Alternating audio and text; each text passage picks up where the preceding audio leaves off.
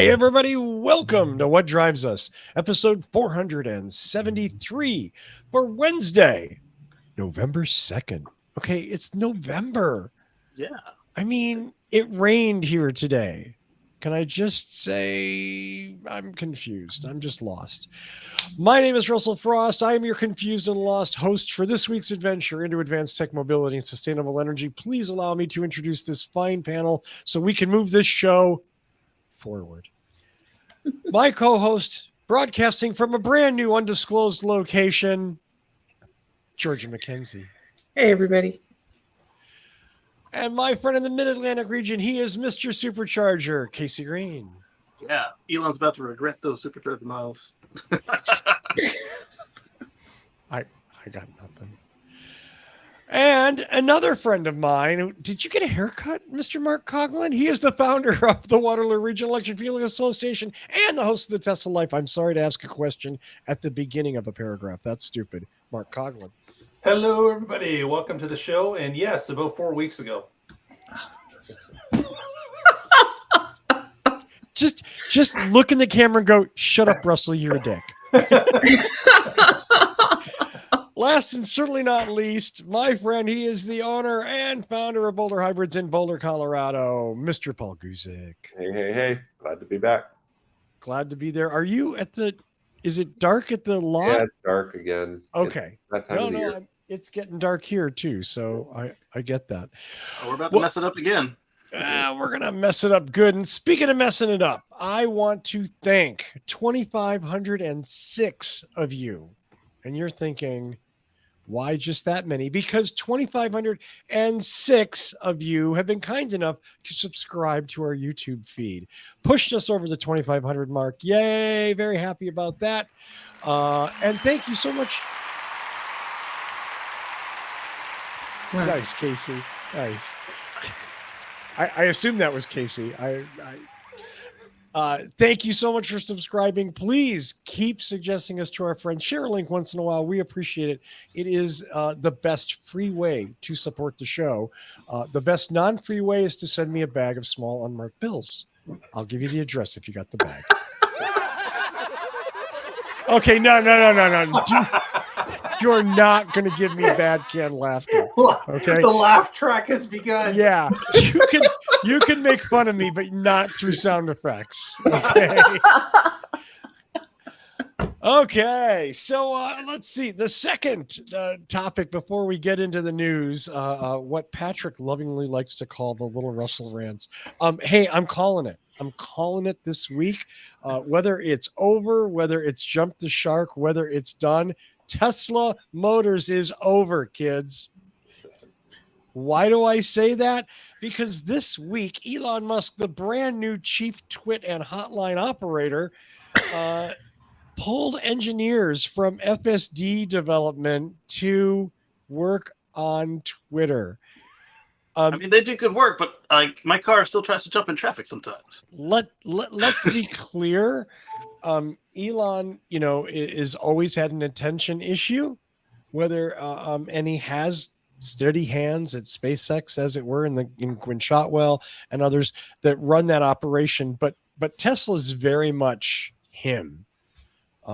He is a famous micromanager, for better or worse. I'm just putting it out there. And it looks like he's going to do the same thing at Twitter to try and convert that over to that sort of Tesla style culture, which I'm sure is going to work out. Is that why my car just DM'd me? Yeah. Right.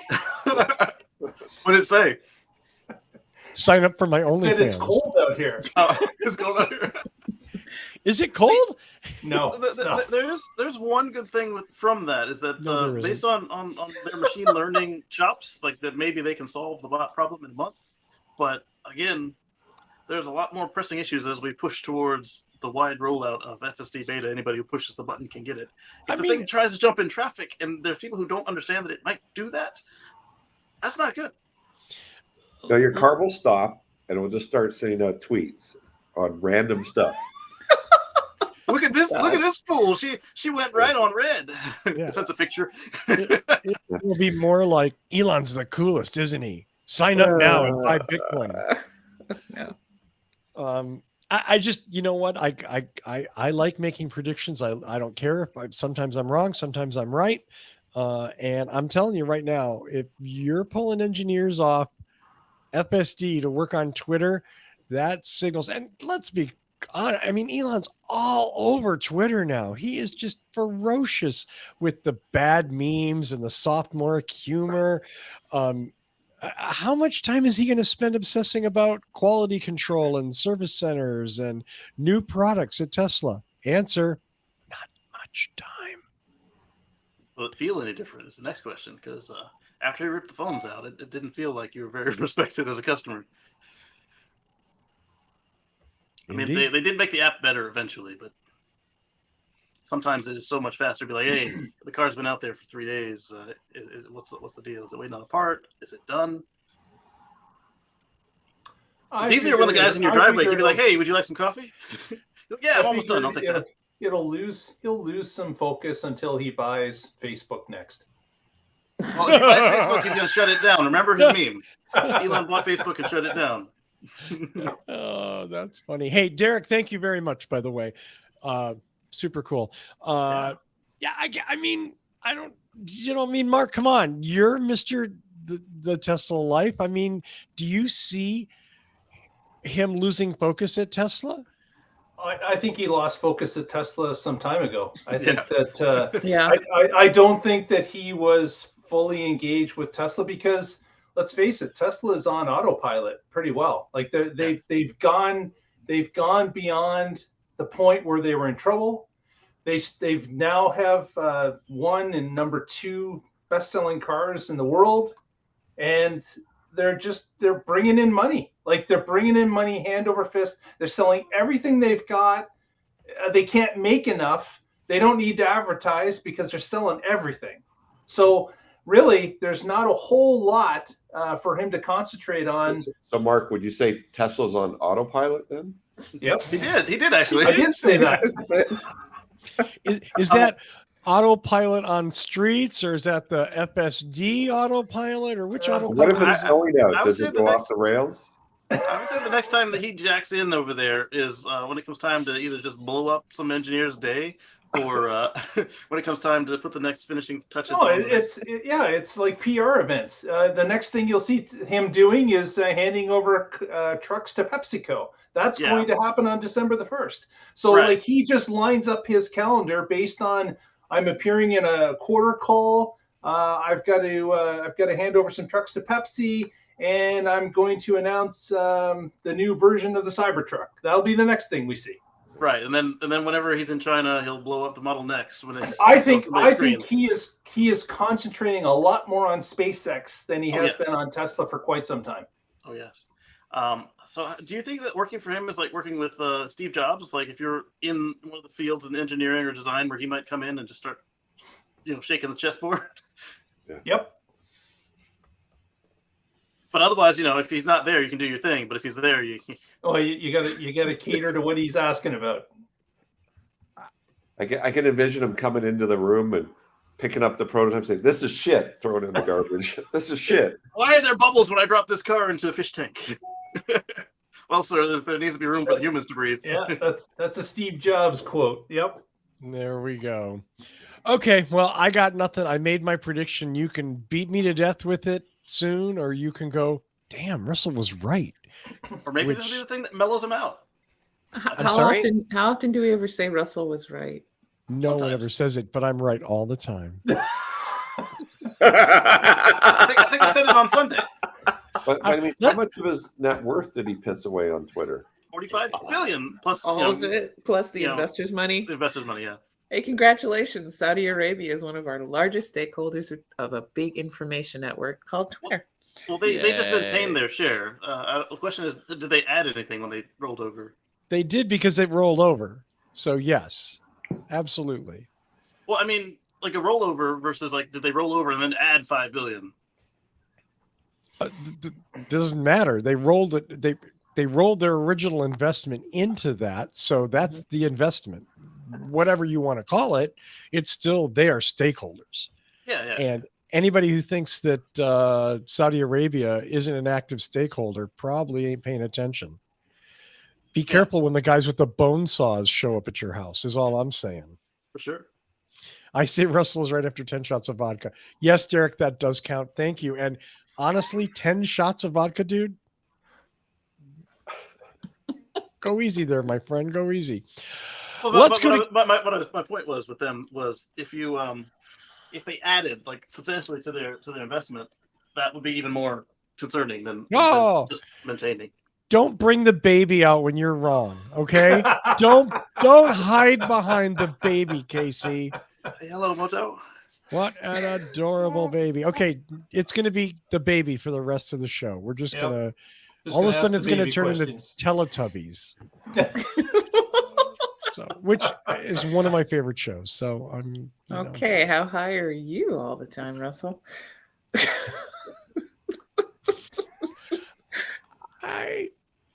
I got nothing. Let's go to Kacey Green for a little bit of news and a lot of baby about Lyric. Yeah. So I'm sorry. Let's go to Monaco for a little bit of Lyric news. Yeah. So my daughter isn't really into cars yet, but some other folks in the room, their daughters are into cars. So here, if they were in Canada for some reason, here's what they're going to get. You're going to get Canada. Nobody's in Canada. Uh-oh. I'm looking at Mark. Oh, okay. I can't tell. Yeah. I look up here in case he's gone. That Brady Bunch stunt only works on screen. It doesn't work in real life.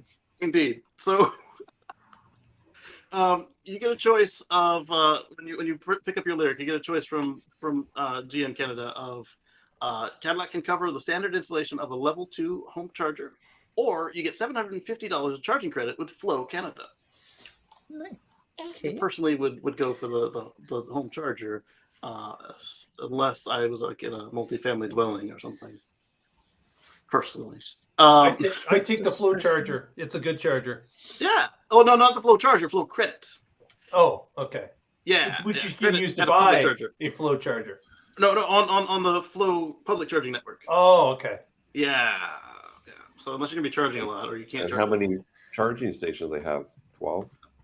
Well, Mark says they're a great they're a great system. Their uptime is like 98.5%. So it's a really good system.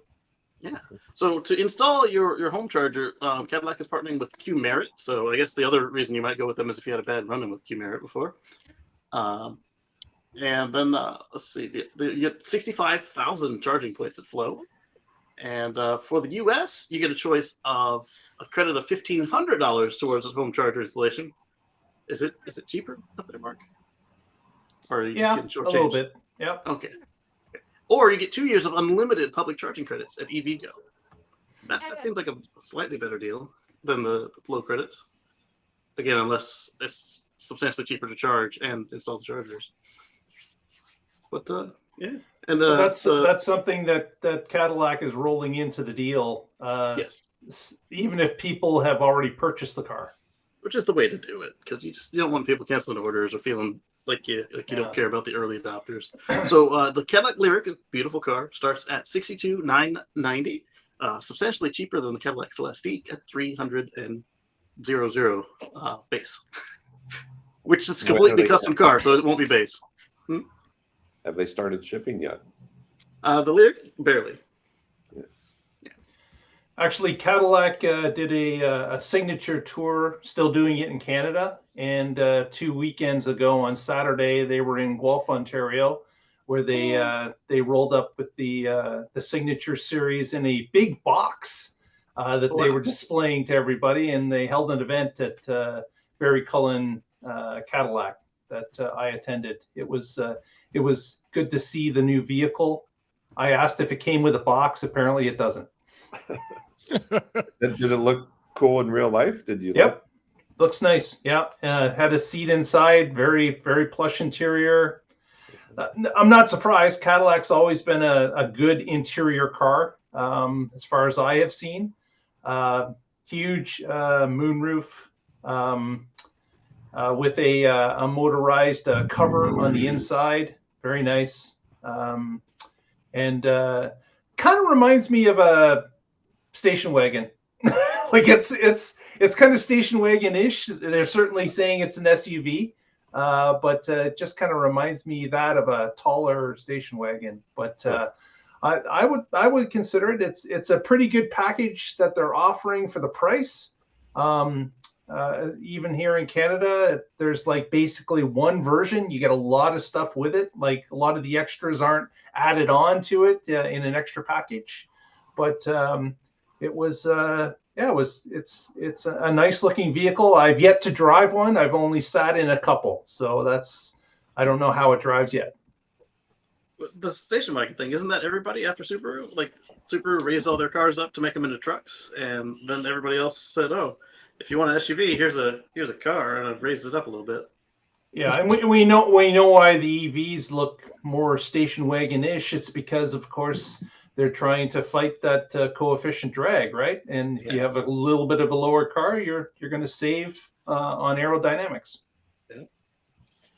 And Mark, did you get a feel that dealer gets it? Like, will they properly? Barry Cullen in Guelph, they get it. In fact, they're the largest seller of EVs in all of the province of Ontario. So they're number one in Ontario.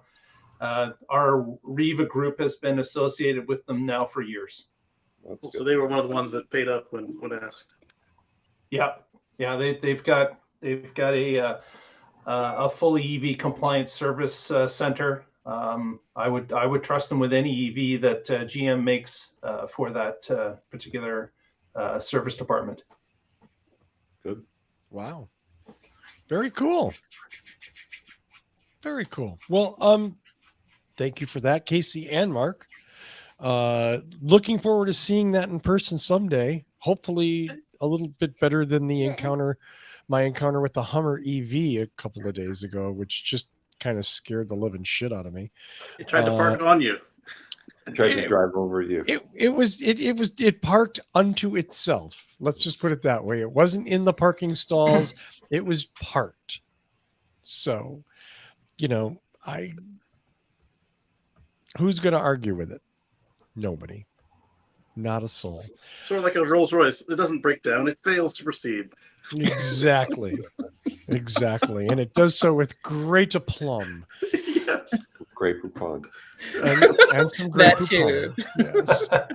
Well, let's go to Georgia for something about some batteries in China and maybe Captain America's shield. I'm not really sure. Oh wait, no, that's vanadium.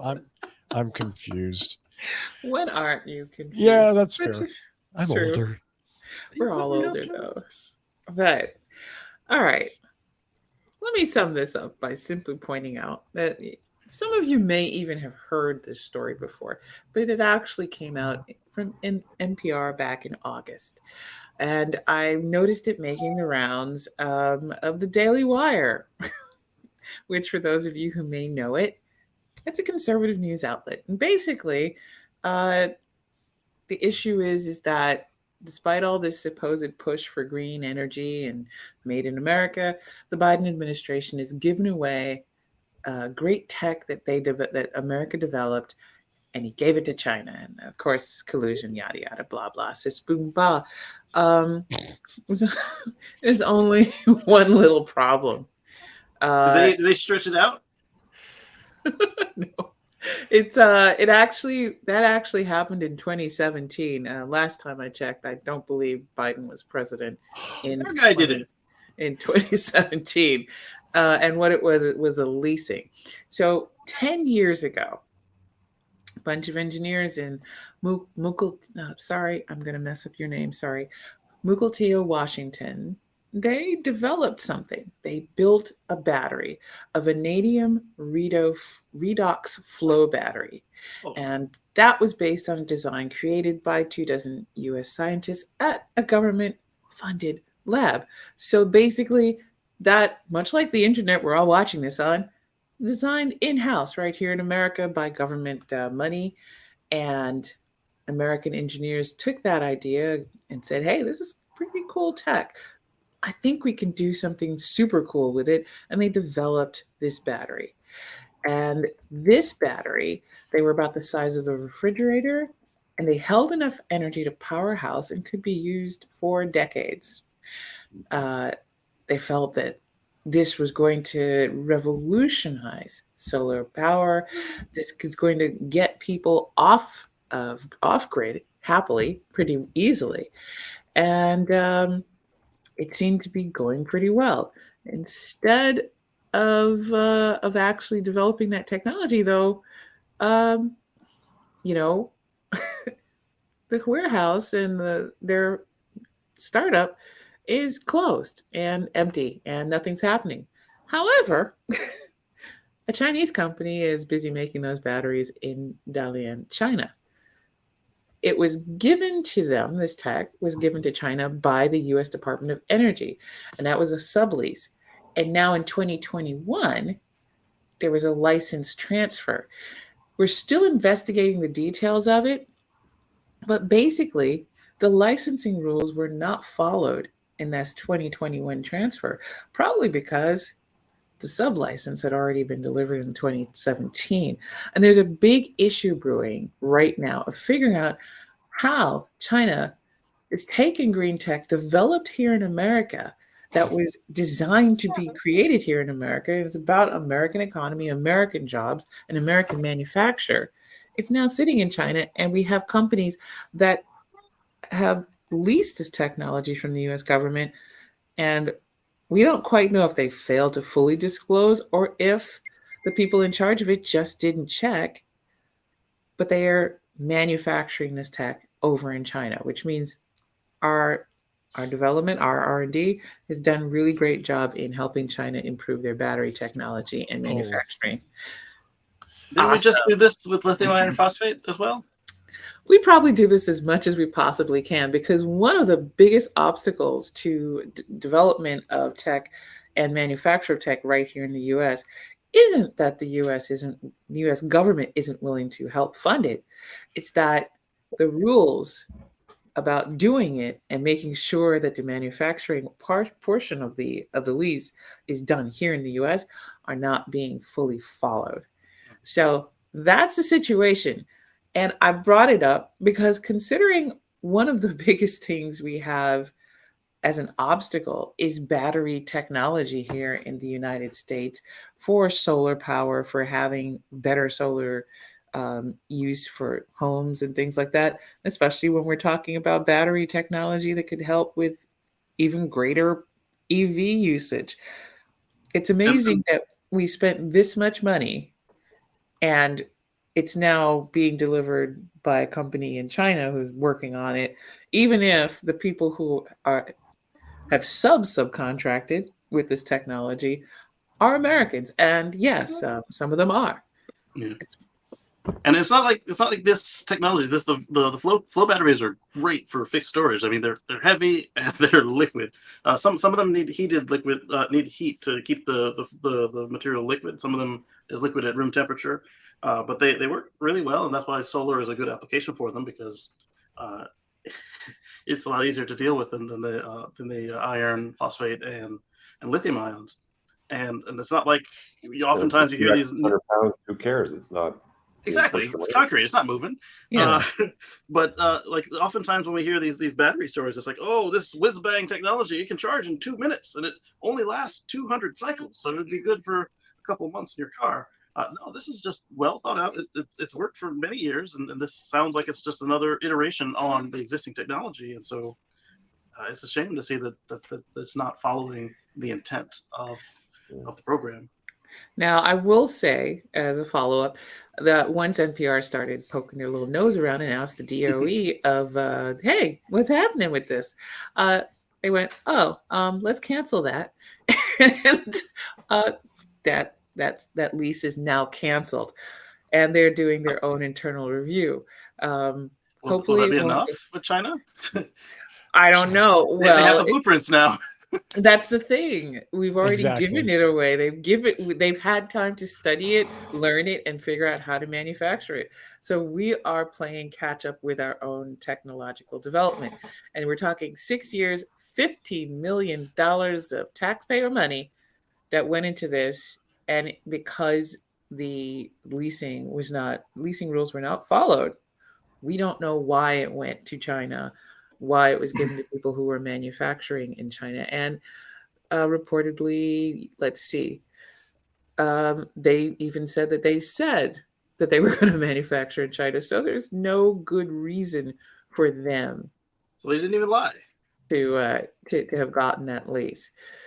I mean, these batteries are they're similar to vanadium batteries, but they're twice as powerful, and they seem to be capable of charging and recharging for as long as 30 years. Imagine what that could do for, putting our buildings on solar, improving solar for all kinds of reasons. I mean, you could have manufacturing on that. You could do multiple things with these batteries, and yet that's what happened to it.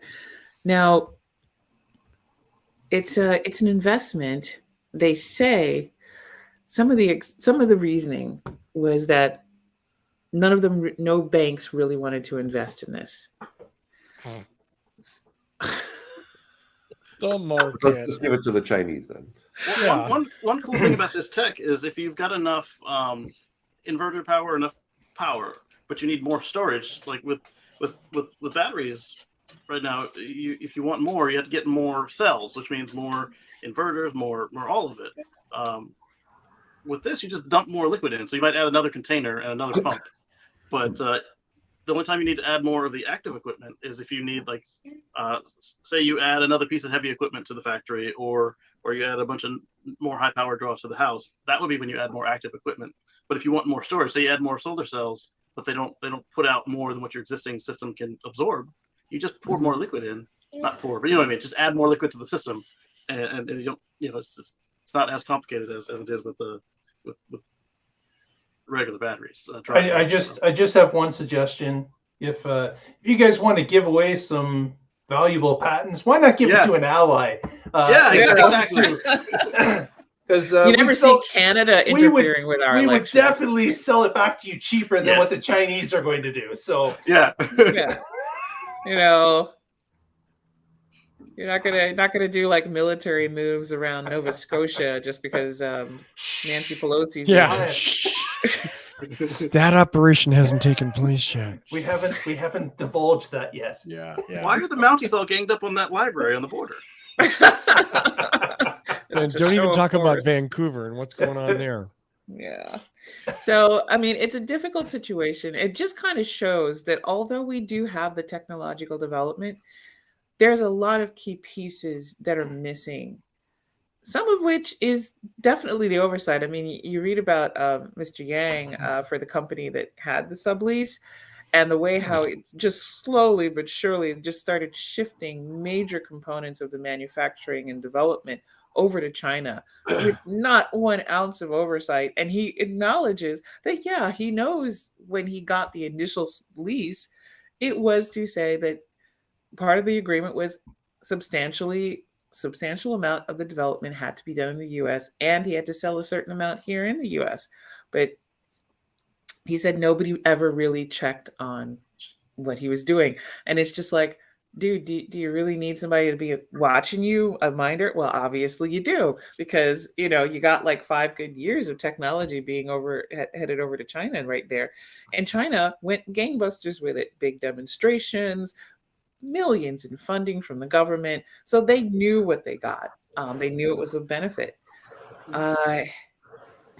It's just, I brought it up because I really wanted people to know in depth, because it's a talking point. And when I sent it to Russell, I said, the problem with this is that this is both information and misinformation. So the problem is not we developed stuff and we just gave everything to China. It's a long-term thing. It's a lot of, I don't even know, do they say this in America still? Lackadaisical oversight from the Department of Energy. We don't even know who initially approved it, who approved both the sublease and then who approved the actual leasing, the second lease. And at the very least, we do know is that once it was brought to their attention, they canceled that thing right quick. But of course, if we were going to lease it directly to China, we would charge them a different rate than trying to stimulate development in the U.S. Yeah, if we even trusted them with the technology. We already have. Well, it's too late for that now. But I mean, like, if we had wanted to do this, like on purpose, we would have charged them a different rate we would have done differently. Yeah. And it would have been in the trade agreement. We would have probably had more protections on this. I mean, who knows what happened. Oversight. But oversight is key. And so there's always more to the story. And that's why I often recommend people that if you hear something, and yeah, this is true, what was said was true. But when you read in depth in the story, you see that it's levels of incompetence and failures of oversight all the way down. And it's a long-standing problem that crept up. So I really wanted people to know exactly what was going on with that battery tech and how it wound up in the hands of China. And to also know that it is not currently still in the hands of China, at least on paper. But we can probably buy those at Wish for $15 in about 2 years. I was going to say, is that you can buy a container of them from Alibaba? It's $39 plus $10,000 in shipping. Order today. That's right. Thank you, Georgia. I appreciate that more nuanced look at a story that most people would love to just have in a 15-second soundbite, which doesn't quite cover the details. Speaking of details, Mr. Mark Coughlin has a story about details in trade agreements. So quick, fire up those energy drinks, folks. Yes, indeed. This is a bit of a success story brewing, I believe. So this is a bit of a positive. Yay. The Inflationary Reduction Act by the Biden administration had a clause or a section in it about EV purchases, a rebate that was going to be given away for 10 years, $7,500 or $3,750, depending on what type of made in America or free trade country content were in those EVs.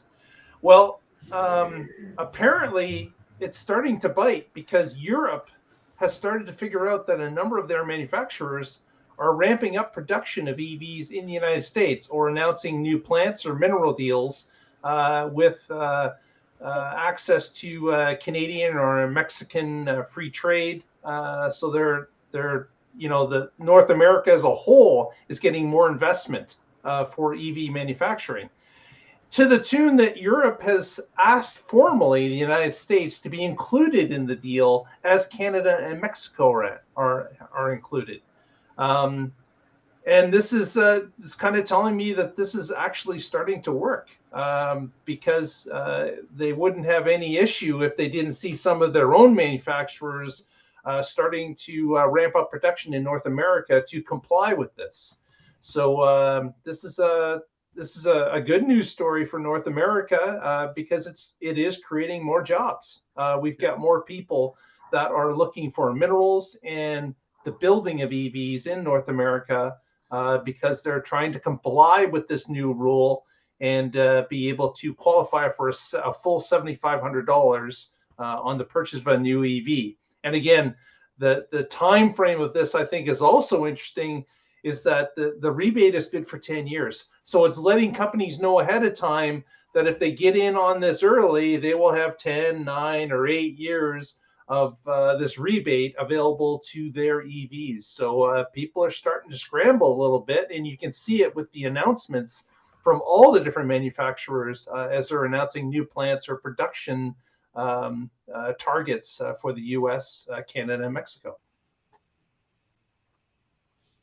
Yeah, I liked how when this all came down that BYD started complaining that their customers didn't qualify, while Kia and Honda and a whole bunch of others actually just started to build their plants. It's like, hey, let's go get it for our customers instead of just whining about it.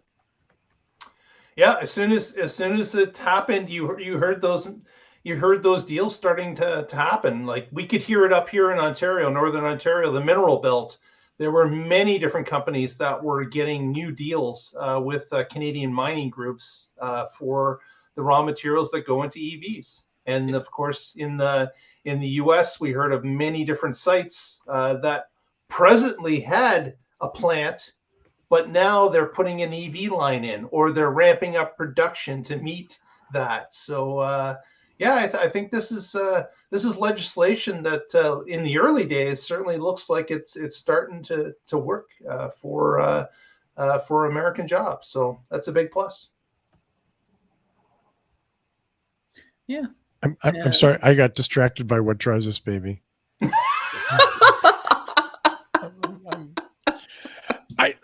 You know what? All I'm going to say is yes. I think it's a good thing that we're trading. That we potentially be doing more deals across the border with Canada. We certainly have done that aggressively, both in automobile manufacturing with Canada and Mexico. I'd love, because I'm an American, I'd love for those jobs to be here, but I'd rather the jobs to be on this continent. And that's not any sort of ethnic or national thing. It's a matter of transshipping big, heavy things like vehicles and batteries and car parts and stuff. And it's probably a little better for us to be shipping them on this continent than across the ocean. Yeah. And it complies with the goals of the program, to make local jobs. Yeah. Well, and to source the raw materials without having to rely on China, right? Yeah, that's true. Well, not just China, but like make sure they're sourced ethically, and like you said, not China, and give a little boost to our allies. Like, because Canada's got all the minerals, at least the affordable ones. Actually, we should ask Mark, are you guys using like 8-year-old felony convicts to mine cobalt in Canada? You had to bring that up. I knew it. You bastards are just I thought I was going to get away from it, not answer that question. Man. So, yeah, I mean, if you like 8-year-olds chained to ore grinding machines, support this deal. So that's disinformation. That's disinformation. That's disinformation. Well, let's go to something that isn't disinformation. Kacey has something, about some mass transit. Yeah. So our friends over at Lightning Motors, they managed to deliver some vehicles to. Sorry, 1 second. Oh, I love it when your daughter's derailing your news stories. Yes, but I'm not swatting her out of the room like that guy on the BBC. So, Peak Charter School has the first fully electric school bus fleet in Colorado. So, I mean, a lot of areas, a lot of municipalities around the nation have themselves a handful or 1 or 20 electric school buses. Well, this charter school is all electric. And let's take a look at. Oh wait, there is no press release. This is the press release on Twitter. So let's see what it say. Great to see these zero-emission buses on the routes here in Colorado. We want to lead the nation on school bus deployments. It's exciting to also say that they're manufacturing electric school buses in Colorado. How does that make you feel there, Paul? You got local schools with local buses? Well, and it's a good application for an EV because they drive a set route. They go back to the barn every night. They can charge up. They electrify all the things, and then make the kids breathe diesel fumes. They're getting right at their face level because kids are short, and the exhausts are high on bus. And no, the exhaust pipes on conventional buses are right at the height of the face of the kid. Yeah. Yeah, I mean, you've never seen anything more. Hell with those kids. That school bus. FTK. Yeah, I mean, no seatbelts and exhaust. That's a school bus. Right. Oh, I remember riding the bus to school. There was like an exhaust leak in the bus here in Escondido, and every day I'd arrive at school with like a splitting diesel fumes headache. Yeah. Like you try and open up the window, but it's cold. Maybe Yeah, this accomplishes a couple of the goals of our program here. We're electrifying all the things. We're using mass transit. What more can we do? That's a beautiful thing. I mean, we have electric school buses here at Escondido. They're BYD, but and I'd rather they were built in Colorado, but whatever, I'll take them. Like it's a step in the right direction for that. Make it a Bluebird or Thomas or Lightning Motors. Yeah. There you go. Well, thank you so much for that, Kacey and Motoko. And that's it. Tear his face off. Just. I think, does she have some issues with you? Do we need to talk? She didn't like things on my face. Oh, Glasses and headphones. glasses, Masks, all that. Yeah. Yeah. Well, let's go to Georgia for another rapid transit story. And I'm sorry, I can't wrap my head around this one. Taking place in a place I used to live. Well, I'm just going to say, congratulations, Tampa Bay. Which almost never happens. Hey. Guess what? Congratulations on your new bouncing baby rapid transit system, the Sunrunner. BRT. Yep. Aw. It's a beautiful little baby EV. Well, it's a beautiful baby bus, actually. It is the absolute first bus system for Tampa Bay, which is blowing my mind. It's 2022. This is the first regional transit you've got? Wow. Okay. So, They never even had a trolley? no, Wow. They have lots of cars. It's Florida. Florida. Yeah, but the trolleys were everywhere up until what was the 50s? This is their first transit system. I don't know what to say. These are special buses. They have a big old glowing sun on the side. Let's see if I can get a picture for you. You How's can that? get that picture up there, Mr. Sun. I will work on that right now. Dun, dun, dun. All right. I got one. You got it? There's the Sunrunner. Done. And now they're hoping to build on this. These are going to run between downtown St. Petersburg and St. Pete Beach.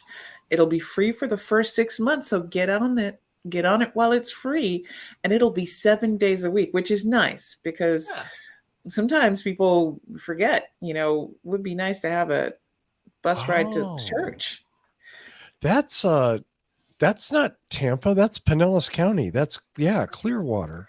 Yeah, but Clearwater. they said It's not even Hillsborough County. hey man, it's Tampa Bay. And the Tampa's cool over thing, here. it's There. it's going to run from 6 a.m. to 8 p.m. And hey, coming from a place where we don't have this kind of convenience, every 30 minutes from 8 p.m. Wow, to midnight. Every 15 minutes from 6 a.m. to 8 p.m. and every 30 minutes from 8 p.m. to midnight. So it must be a pretty small route because anybody trying to handle a larger route, usually they go for the half an hour to an hour. But who's going to quibble? That's a pretty nice amount of service for a first timer. So the one in the photo appears to be a diesel bus. Is it like a mixture of electric or just the fact that they have a bus at all? They have a bus at all because at this point. Okay. But they do have new hybrid electric buses. So they do produce fewer emissions than the diesel-powered ones. They also have amenities like bike storage spaces, free Wi-Fi, and phone charging. So, and they don't have to sound like monstrosity when they take off. They can fire it up smoothly. Well, it's Florida. The surprising thing is it doesn't run on 8-year-olds. Right. I mean, what do you have against 8-year-olds, man? I got an 8-year-old thing going on today. I don't know what my deal is. But I thought it was pretty cool because you know what? Florida, I mean, despite your, shall we say, atavistic tendencies that draw you national attention. Florida man. You you got a beautiful state there. It would be nice to not poison it with diesel buses. And you didn't do that. Congratulations. Yay. See, good things can come out of Florida. Like these buses and something else that's Floridian and good, which I'm sure we all know something good that happened in Florida that came out of Florida. So I think Florida should feel proud of itself. Tampa Bay can just go pat, pat, pat, pat, patty, pat, pat. Good job. I'm sorry, what can they do? Pat themselves on the back. Stop being smart ass. It's a good story. It's a feel-good story, Russell. It is. It's an amazing. I mean, again, we don't see a lot of progressive progress coming out of Florida right now. No. I have to say that there's a place called Babcock Ranch located near Fort Myers. In fact, it was a community that's been designed from the ground up. And when that hurricane came through, it was only 20 miles away from it. And this community didn't get flooded at all because they planned for it. So they had reservoirs in different areas to collect the water that came in and didn't affect any of the houses. And all the houses and community centers and such, they're all powered by solar. So it's a great little community in just outside of the coast near Fort Myers. Look it up on the internet. That's where all the Babcock smart Ranch. people in Florida move to. Yeah, exactly. Yeah. Well, and my kid who lives in Florida was just here. We were talking about Hurricane Ian. They lost power for 4 days. And I'm like, what are you doing about that? Because you don't think these hurricanes are going to go away, right? This isn't a one and done. And they're fairly new homeowners. And yeah, old guy kind of went, okay, you need to be prepared, so we talked about solar and battery backups and things like that so that they don't have to run the car to charge their phone so they can let us know they're still alive. Yeah. Ooh, yeah, definitely need that. Yeah. I mean, and that's everybody. That's not just my kid. That's everybody there is like, you live in a place that comes with some basic hazards and you just need to, if you're going to live there, deal with it. Yeah. Wow. I'm really Gramps Simpson tonight, aren't I? I was listening to a piece that said that in a particular neighborhood, it was destroyed except for all the houses that were either new and built to code or old and renovated to code. And then they went on to explain how most people were underinsured or not insured or had half the insurance they needed. Like they had the structure but not flood or flood but not structure. Yeah. Yeah. Yeah. And homeowners insurance in Florida, I'm here to tell you, not cheap, kids. Not cheap. It's a house payment in some states. So yeah.